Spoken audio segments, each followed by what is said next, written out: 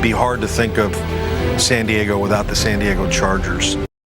This video is about why you shouldn't be a Chargers fan. Look, I know what you're thinking. Yeah, boss, why make this video now? Why not back in 2016 when the move to LA actually happened? That has a very simple answer. Because lately, I've seen a concerning amount of people in 2025 giving in. Oh, they have an exciting young QB. They have Jim Harbaugh. They have an epic sauce social media presence. Looks like I'm gonna be a Chargers fan again. This video must be made now because these people must be saved before it's too late. You guys all need to be reminded why this team must never have fans, why you stopped being a fan in the first place, why you should have, or why you never were before now. Ladies and gentlemen, I present...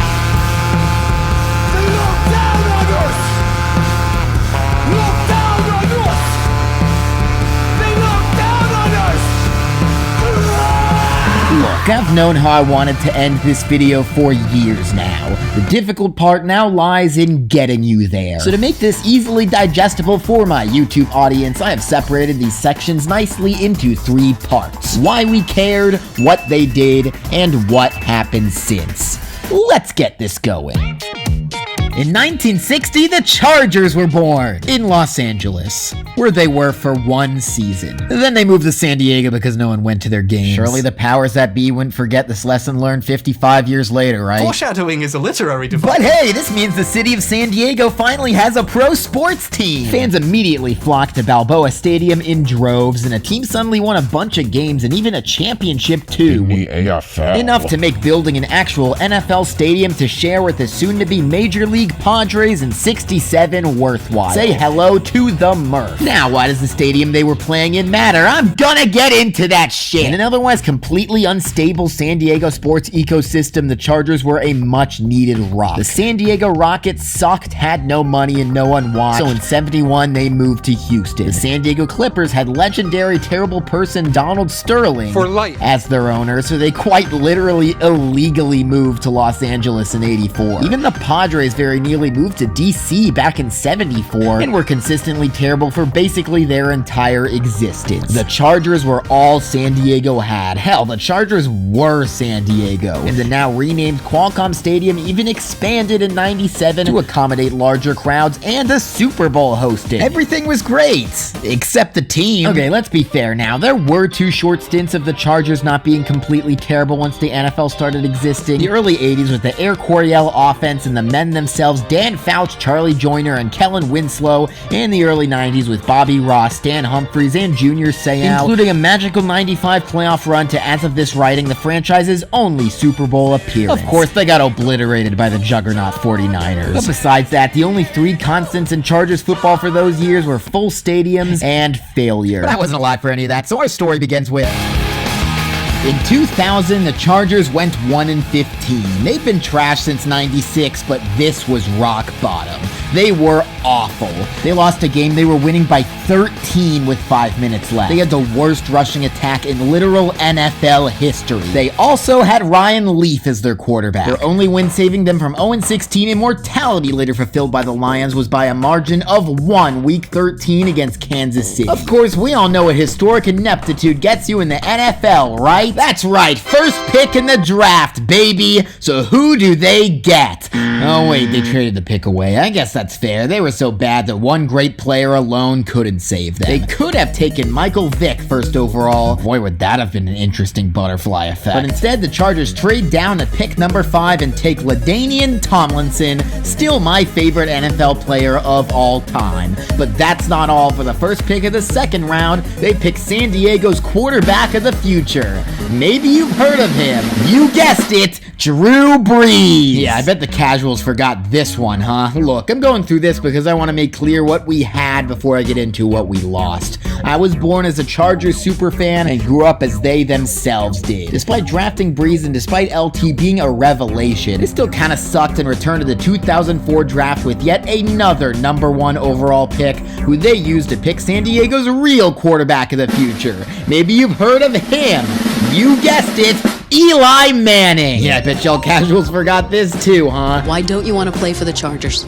We're not really giving details right now. We just, we've made our decision, and that's what we're sticking to. Man, how's that for an indictment on the state of this franchise? So, the Chargers traded Eli to the Giants in exchange for the real QB of the future, Phillip Rivers. There we go. Who doesn't like a QB controversy, baby? Funnily enough, though, in 2004, they actually had their first great year with Breeze at the helm, as well as LT, of course, and also undrafted sophomore tight end and future Hall of Famer Antonio Gates, a legendary head coach in Marty Schottenheimer, and a pretty decent defense leading them to a 12-4 record. That's right, we've got the first playoff berth for the Chargers since 1995. Let's tie this wild card game up and start off on the road to history, shall we? Alright, nice. And you have a chance to walk it off in overtime, too. And he's gonna miss it wide to the right. Oh, I see. 28 yards to win the game. Got it. Well, that was heart-wrenching, and the year following was pretty disappointing too, missing the playoffs entirely and consequently giving Breeze his walking papers. Surely he didn't go on to have a Hall of Fame career somewhere else, right? No matter, guess it's Rivers' time to shine now. It's all coming together here in San Diego. Show us what you're made of, new Chargers. Actually, I'm gonna skip this season for now. Let's come back to it later. Just imagine something really painful just happened for me.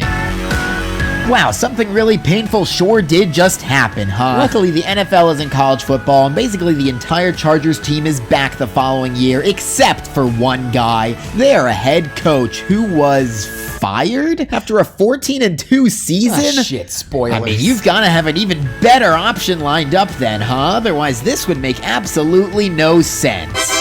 Are you fucking kidding me? As a general rule of thumb in professional sports, if you know the name of your team's owner, that's usually not a good thing. And it certainly isn't in this case either. Dean Spanos is, at this point, known to be a nepo baby and kind of a meddler, and he's certainly meddled here. But we're about to know his name for much worse things. In the meantime, though, the 2007 Chargers go 11-5, made it to the AFC Championship game, and lost to an undefeated Patriot squad. Although they are actually keeping it pretty damn why did you take that out of the end zone? Okay, now it's over. That's another bit of heart-wrenching, huh? I mean, fine, it certainly hurts, but this Patriots team was a team of destiny after all. I mean, there's no way they don't win the Super Bowl.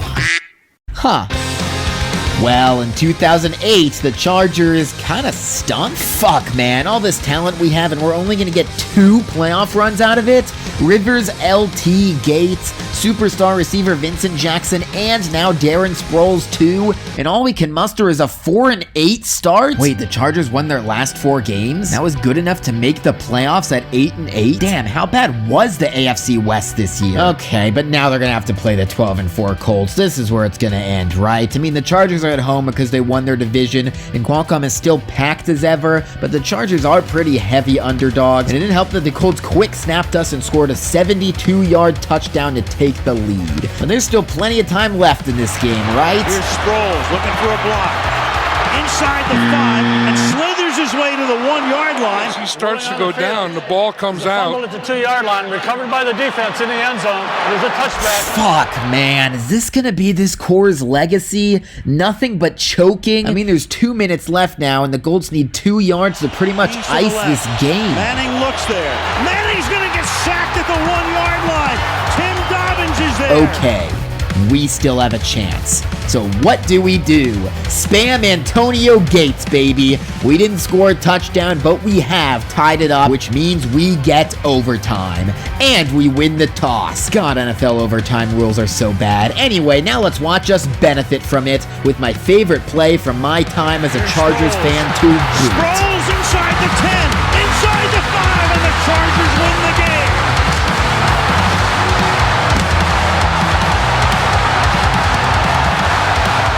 Man, it really is beautiful. A city united, an underdog showing up, hope springing eternal. And the Chargers are beating another 12-4 team next round, the Steelers 10-7 right now in the snow of all things.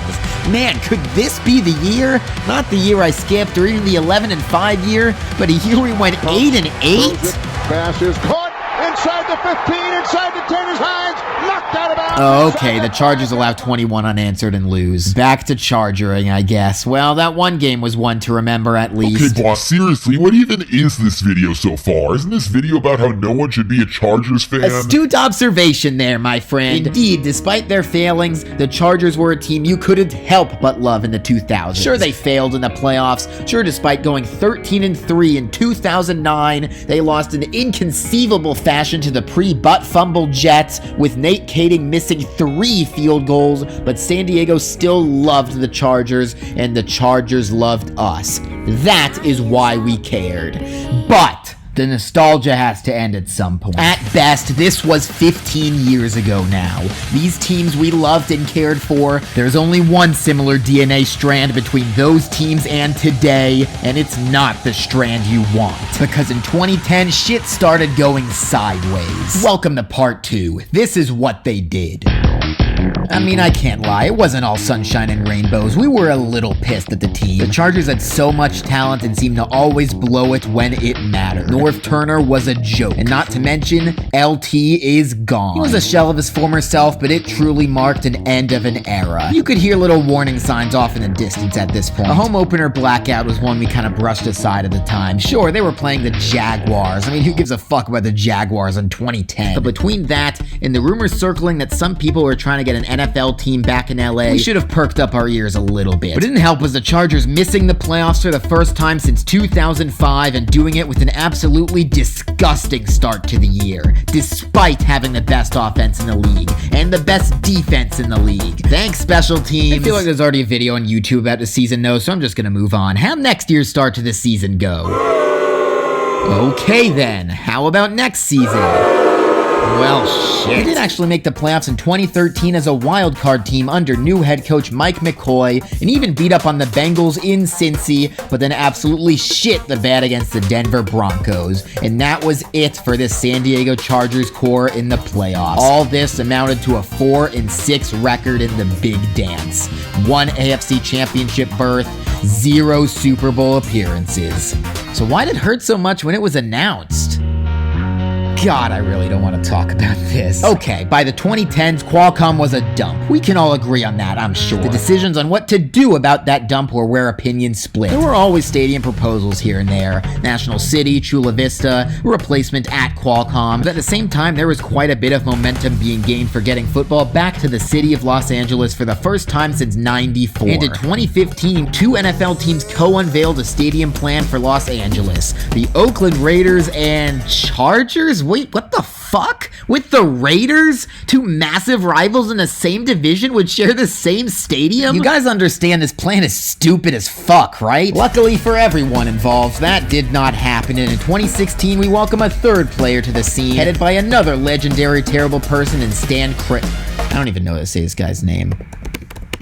Stan Kroenke. Stan Kroenke, okay, cool. But unlike Spanos, Kroenke actually has money and can fund his own stadium in LA all by himself, which he does when the NFL owners vote 30-2 to allow relocation of the Rams back to Los Angeles, leading an entirely separate fucking over of a different city in St. Louis that I don't have time to go into here. But in this, the Chargers are given a choice. You have 2 years to decide if you want to join the Rams in LA for a rent of $1 a year. If not, then the Raiders get that choice. And hold the fucking phone, $1 a year? NFL, what the fuck are you doing? Do you understand how much leverage this gives the Spanoses over San Diego, and you're just handing them this? Of course, good old Spanos played his cards close to the vest. The Chargers, armed with this leverage, proposed the most team-favored funding proposal cheap owners can do, a ballot measure. Ladies and gentlemen, say hello to Measure C. A new downtown San Diego football stadium. Hell, not just a downtown football stadium, a convadium. That way the city of San Diego can use it too. Comic-Con finally gets the expansion it always needed. Yeah, okay. Ignoring the fact that there was nowhere close enough to the rest of the convention center to be usable for its purposes, let's be clear that this was nothing more than a ploy to cover up the fact that football stadiums are only used like 15 times a year at best, and Measure C is having the city of San Diego foot nearly that entire bill, while the Chargers are the ones who reap all the profits because Spanos can, given his alternative is a $1 a year rent. And how does this ballot measure accomplish this? With a raised tourism tax. In a city that runs on tourism. a city that a mere 5 years ago was on the verge of bankruptcy.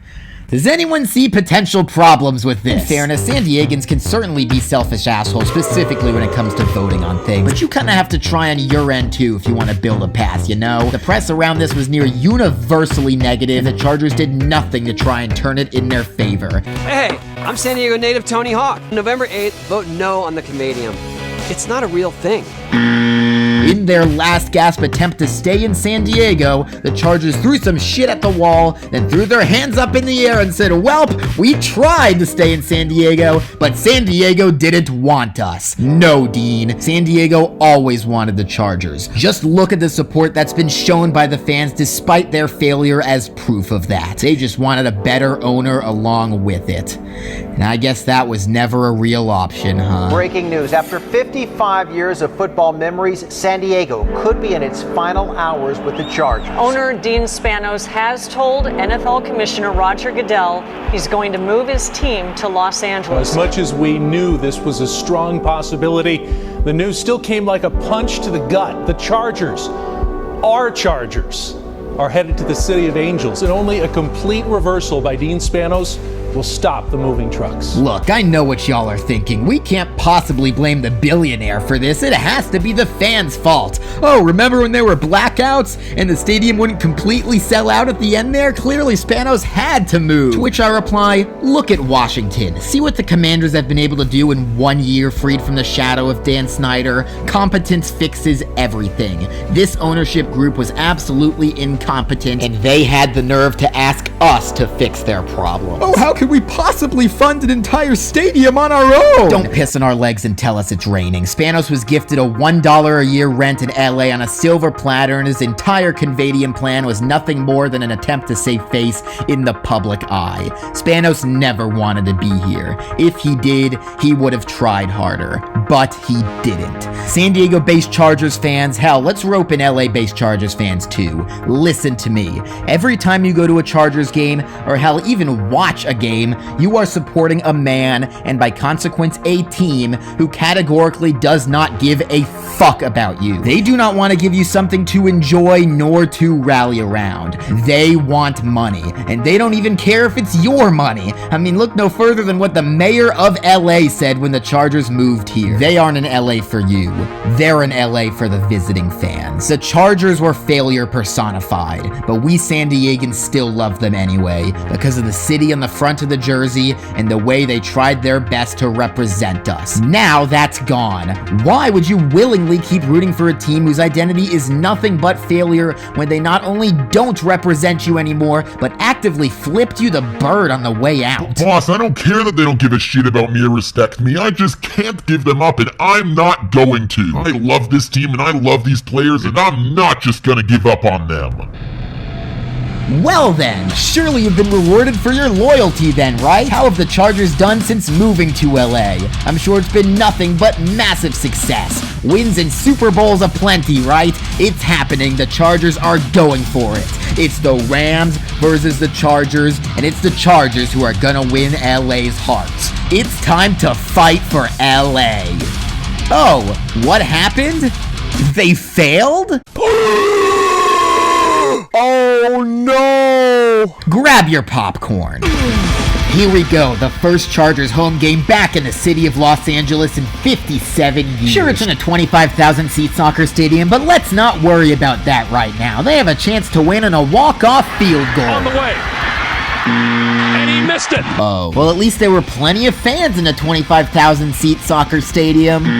Oh. Well, at least NFL media remembered they're in LA now and they uploaded this game's highlights. Oh. Well, at least they hired an actually good head coach after firing Mike McCoy. Oh. Well, at least the Rams also suck, right? Oh. Not off to a great start, are we? But wait, after losing 4 straight to open the season due to the AFC West being ass this year, Chargers, if you beat the Chiefs today, you'll be leading the division. Surely the Chargers won't turn the ball over 4 times out of their 6 drives in the second half. Oh. Did you really expect anything different? Are you done with the Chargers now? But boss, they ended on a high note and had a good draft. Fine. It seems you need more proof. Let's keep going. Look at that. 37-year-old Phillip Rivers is balling out. Melvin Gordon had his second and final Pro Bowl season. Nearly a 1,200-yard season from Keenan Allen. Melvin Ingram and Joey Bosa holding down the fort. A top 10 team offense and defense. 12-4. What could possibly go wrong? You're telling me the Chiefs also went 12-4 and won the tiebreak, which means they got home field advantage and the Chargers were a 12-4 wild card team? No, look, it's okay. They beat the Ravens. This team doesn't need a home field advantage anyway. It's not like they have one in the first place. All this team has is talent. Chargers destroy the Patriots.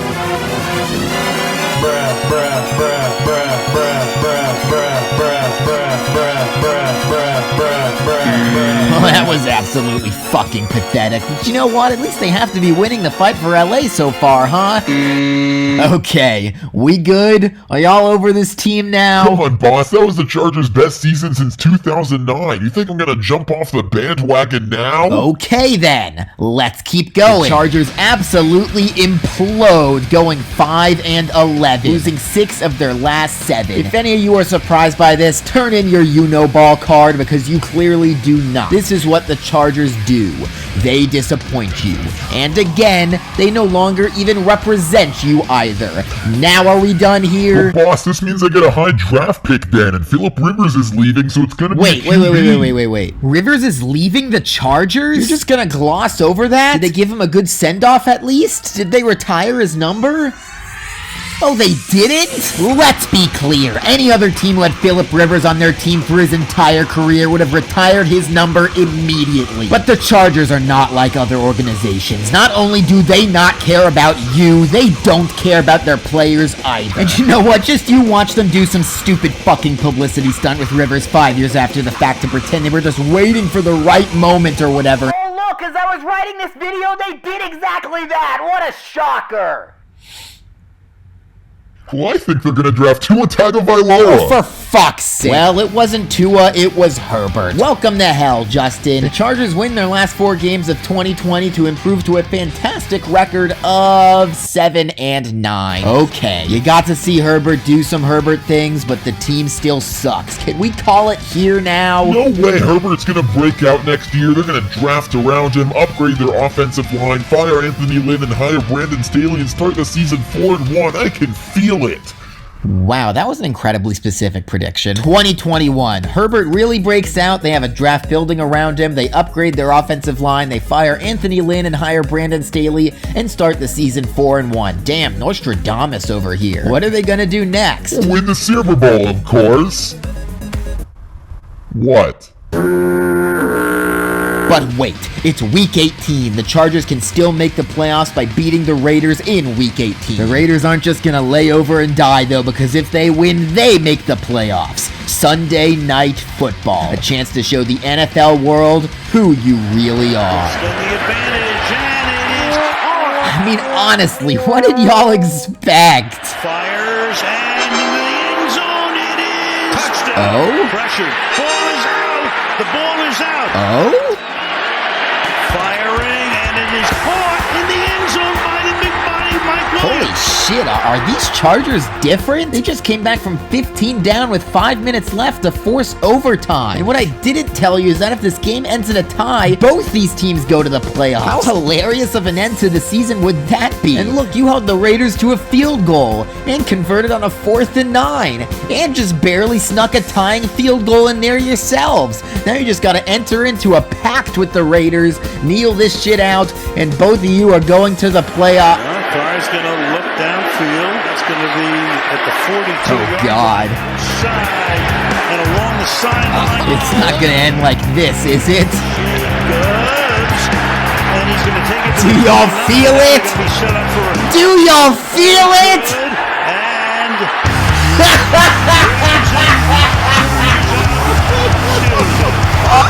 give me a fucking break. That could not have been more Chargers. Everyone who's stuck around being a fan of this team deserves this. Give it up. This is all the Chargers will ever be. Failures! Right, you idiot? I mean, at least they're relevant and interesting to watch. I mean, tell me, how are the Rams doing? Oh, the Rams? The ones who just won the Super Bowl? As if you hadn't lost the fight for LA already! Boss, the fight for LA was just a slogan. Both teams in LA can coexist and be good, and Herbert is fun to watch. Oh my God! The Chargers go 10-7, their best season since 2018. Herbert gathers MVP votes. Austin Eckler grabs Offensive Player of the Year votes. They win 4 of their last 5 and are in the playoffs for the first time in Justin Herbert's career. They play Jacksonville, in which they snag 5 turnovers in the first half and go up 27-0. Any guesses what they do in the second half? Fires, and that'll be caught for the touchdown. Set up a screen, but a little too errant. Throws wide open, making the catch. And only 4, and that pass is incomplete. Going deep, has a man open again. St. Jones for the touchdown. And this time, no good. Lawrence fires, and some caught. Touchdown. Caught, but stopped well short of the first down. To the outside, ETN. First down and a ton more. Here we go for the win.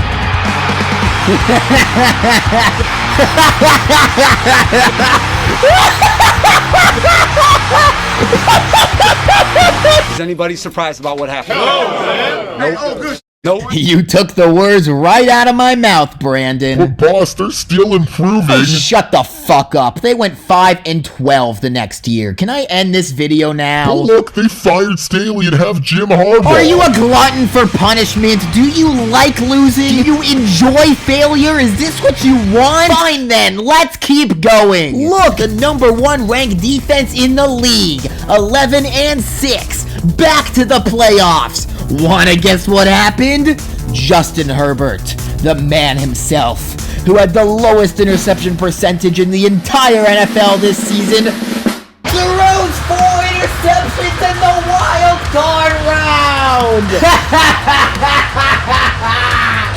All that, and this is what they come up with. The fight for LA has been an unmitigated disaster. Embarrassment after embarrassment, while, checks notes, the Los Angeles Rams went to multiple Super Bowls and even won one. They got to host a parade through the streets of Los Angeles. What did you guys get to do? And the funny thing is, I think the Spanoses are perfectly happy with this too. They'll put on the facade of wanting to win in hopes they draw in more suckers, blah, blah, blah. I'm not buying it, and you shouldn't either. As I said, Dean Spanos doesn't want fans, he wants money. Doesn't matter how much he gets leveraged or how embarrassing he becomes in the process, as long as he can get a bigger cut of the pie. They don't care about you, they care about what's in your pockets. Is that all you need? That should be all you need to stop being a Chargers fan, to save yourself. But just to be certain, we need to go back. Remember when I said we'd come back to 2006? There's a reason why. I saved the worst for last. The 2006 San Diego Chargers are to this day one of the best teams I've ever watched. Phillip Rivers going off in his first year at the wheel. Vincent Jackson being awesome. Antonio Gates blossoming into a beast. A dominant offensive line led by an untouchable Nick Hardwick. A defense led by the two-headed Sean Monster of Merriman and Phillips, covered on the corners on one side by Quentin Jammer and on the other by rookie phenom Antonio Cromartie. With Marlon McCree heading up the back. Mike Cyphers, a banger punter, and Nate Kaeding, who never missed once at home this year at kicker. And is that it? Did I forget anybody? Oh yeah, LaDainian freaking Tomlinson being the best running back in the entire NFL, setting the single-season rushing touchdowns and total touchdowns records with 28 and 31 respectively. Tomlinson off the left side. Tomlinson sidesteps. Hello, history books.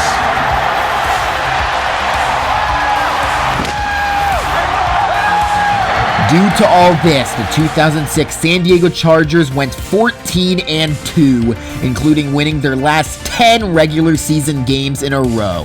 They were amazing. The city of San Diego was absolutely buzzing. For the first time since the 90s, the San Diego Chargers didn't just have a real chance to make it back to their second Super Bowl, they were the favorites.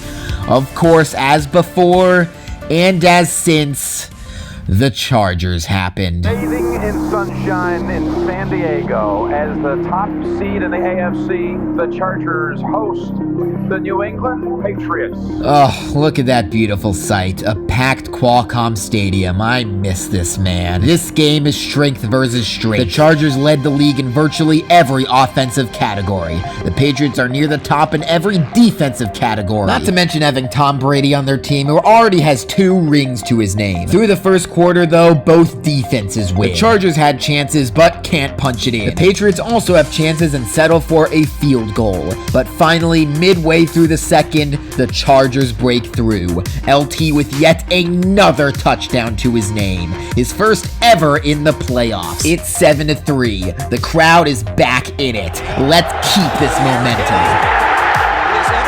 Ha! Yeah, get fucked, Brady. This is our year. Rivers gets sacked on the other end, though, but Tom Brady continues not being able to do anything against the Chargers D, which is dominating. Now let's give it to LT again. God, he was so fucking good. Ladies and gentlemen, the Chargers are up 14-3. Plunging touchdown, San Diego! Just gotta finish off this first half well. Or you can let Tom Brady do Tom Brady things for the first time today. Okay, fine. 14-10. But we intercept Brady again to begin the second half. Let's open this game up. Oh, god damn it. Damn, that was close. I guess the Chargers have to punt it away, but at least they down it at the 1 and get a stop. Punt. Ball is loose. Woods of the Patriots says they got it.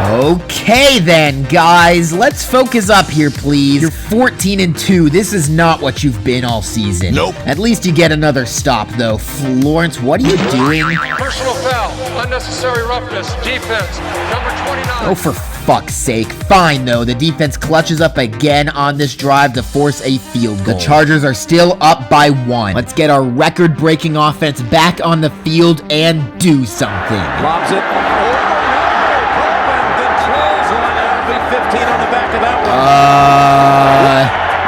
Almost intercepted. Damn, our defense is owning Brady despite all this, though. Come on, guys. Still up by 1. Still an entire quarter to go. Let's try Vincent Jackson again. Fuck yes. Rivers, handoff, Tomlinson to the left side, to the end zone, touchdown, San Diego! Up 8 now. Hell, I'll take being up 8 late any day, especially the way our defense has been playing. There's 7 minutes left in this game. 7 minutes left from us moving on in our quest to win San Diego's first ever major sports championship. Just need one more 4th down stop from you, defense. Let's go! We're moving on, baby! Ball comes out. Oh, God. Brown reached in there and knocked the ball loose. Oh, my God. New England recovered? Oh, my fucking God. We had it. We had it right there. The game was in our grasp, literally. And we let it slip away. How many absolute choking level mistakes does that make this game? 5? Whatever. Wash it away. You're still winning. You've stopped them before. Stop them again. Or you can let them score a touchdown. But fine. This is why you're up 8. They still have to go for 2. The crowd is loud as hell. Stop them here and you're still good. And he finds a hole and finds his way for the 2-point. Boy, have we choked this one, huh? But you know what? Despite now being tied, the number 1 offense in the league, arguably the number 1 offense in football history, has the ball. This is what we built this team to do. To be so good that even if you make mistakes, you can still overcome them. Which is what I would have said if the number 1 offense in football didn't go 3 and out when the lights were shining brightest. God, what the fuck is going on? Okay. Can we stop Brady and the Patriots from scoring on their end?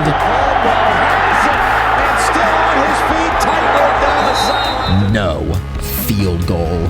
God, what a blunder of a game. We were up by 8 with 12 minutes to go. Hell, we were up by 8 with 7 minutes to go, holding the ball in our hands for one brief moment. So much promise, and this is what the Chargers lived up to. Despite all that, though, There is still a chance. Not to win, not yet, but to shunt all the failure this game and force overtime. Despite no timeouts, Rivers has led the team just into field goal range. In comes Nate Kaeding, a man who, as I said, has not missed a field goal at Qualcomm Stadium in the last 2 years.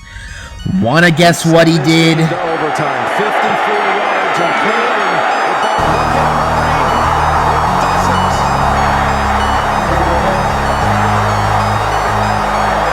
I was 6 years old when I watched this.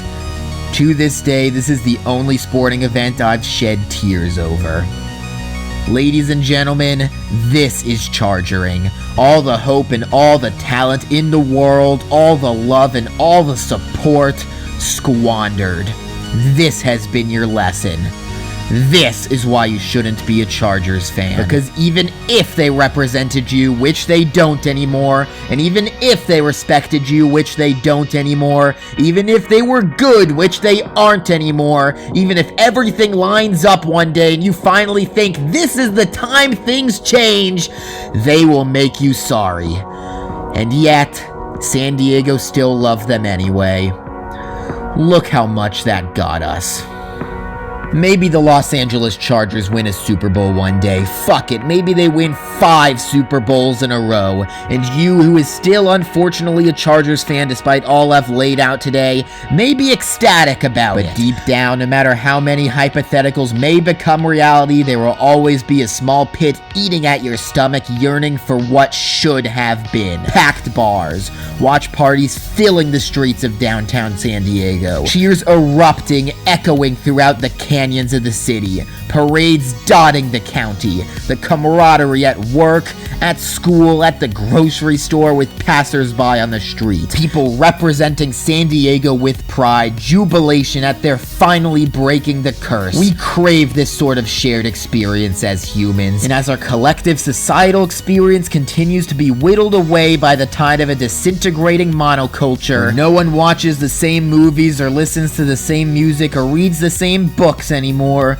sports is the last one standing that can achieve that ultimate level of shared experience. And when someone intentionally takes that away from any group of people, and their only reason is money, a concept that we as humans entirely made up, that is unacceptable. It's inhuman. It's disgusting, and it makes me happy to know that despite that person's efforts, that person will never get a chance to create that level of camaraderie again.